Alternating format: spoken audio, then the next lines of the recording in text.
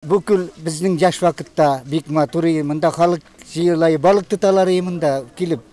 Минталип Гирфанов Шашин урамындагы түгәрәк күлнең элекеге еллардагы торышын шулай искә ала. Хәзер аның тирә-ягын кыргый шүп үләннәре баскан.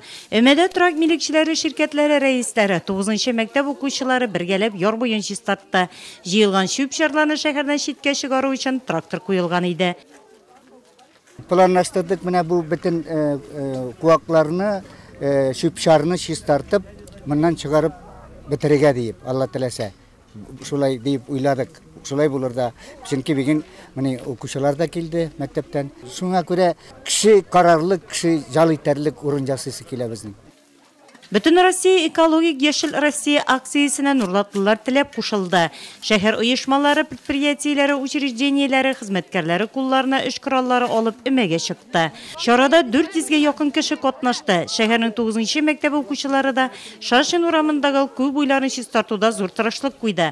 Үзләре яшәгән шәһәрне матур чиста итеп күрәсе килә аларның. Без мәктәптә сыйныф дәресләрендә экология темасына сөйләшәбез. Һәм шулай без мәктәп укучылары белән төрле акцияларга чыгабыз. Һәм без табигатьне чистартырга телибез. Чөнки без үзебезнең Нурлат районын, Нурлат шәһәрен